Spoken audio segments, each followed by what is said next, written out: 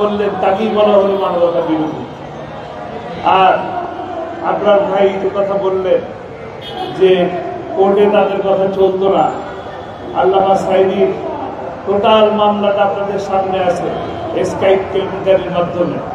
তারা বিচারপতি বলতেন আর প্রসিকিউটর বলতেন আমি বসে পড়বো, আপনি বলবেন খাড়াইয়া যেতে, আমি খাড়ায় যাবো, আপনি বলবেন বসে পড়তে। তার মানে কি?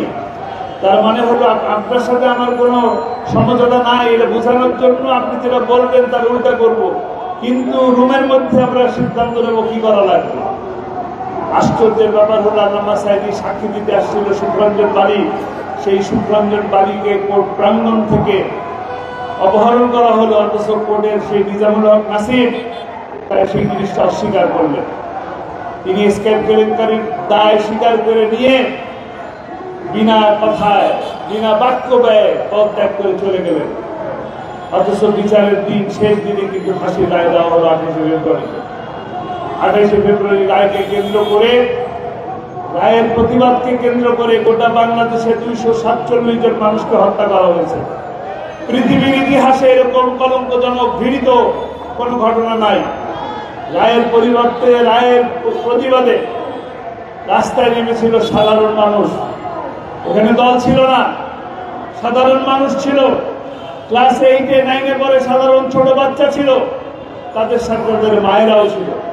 আমি অসংখ্য জায়গায় সেই সমস্ত কবর জিয়ারত করেছি। বাচ্চা ছেলে, মা এবং বৃদ্ধ লোকদেরকে নির্বিচারে গুলি করার হুকুম দিয়েছিলেন শেখ হাসিনা।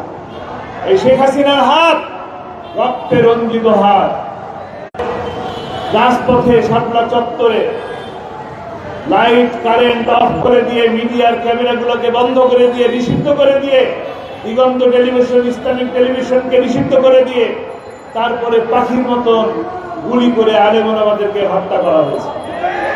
প্রতিটি হত্যার বিচার করতে হবে, প্রতিটি হত্যার বিচার এই বাংলার মাটিতেই হবে ইনশাআল্লাহ। সময় আসতেছে, সময় আসবে।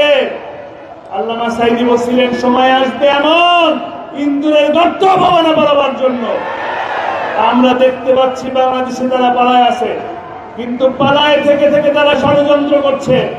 আমরা সজাগ থাকবো ইনশাআল্লাহ। কোন ষড়যন্ত্রকে মোকাবেলার জন্য আমরা ভয় পাবো না, কোনো ভয় নাই। গোটা বাংলাদেশের প্রত্যেকটি মানুষ আমাদের সাথে আছে, কাজেই হত্যাকারীদের বিচার করতে হবে ইনশাআল্লাহ। সময় আসবে, আমরা ঐক্যবদ্ধ থাকার জন্য আহ্বান জানাই। সকল দল আওয়ামী লীগ ছাড়া একমাত্র আওয়ামী লীগ এই দেশ বিরোধী, একমাত্র আওয়ামী লীগ হলো সন্ত্রাসী, একমাত্র আওয়ামী লীগ হলো ধর্ষক লীগ। কাজেই বাংলাদেশে বাকি যত দল আছে তাদের কাছে আহ্বান জানাবো, খুনিদের বিরুদ্ধে দাঁড়ান, দেশের পক্ষে থাকেন, স্বাধীনতার পক্ষে থাকেন, ভারতের বিরুদ্ধে থাকেন।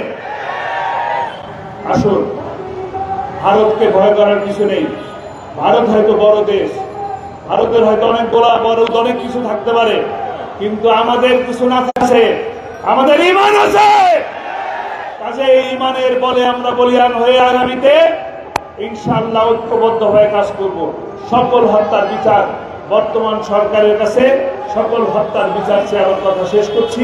বিশেষ করে আমি সকলের কাছে আহ্বান জানাবো, ঐক্যবদ্ধ হন, তবেই দেশের স্বাধীনতা সার্বভৌমত্ব রক্ষা করা যাবে। আসসালামু আলাইকুম ওয়া রাহমাতুল্লাহ।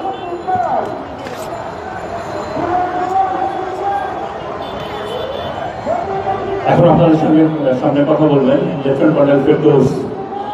কর্নেল ফেরদৌস এই জুলাই আন্দোলনের শুরু থেকে শেষ পর্যন্ত মাঠে ছিলেন, ময়দানে ছিলেন, ছাত্রদের সঙ্গে ছিলেন।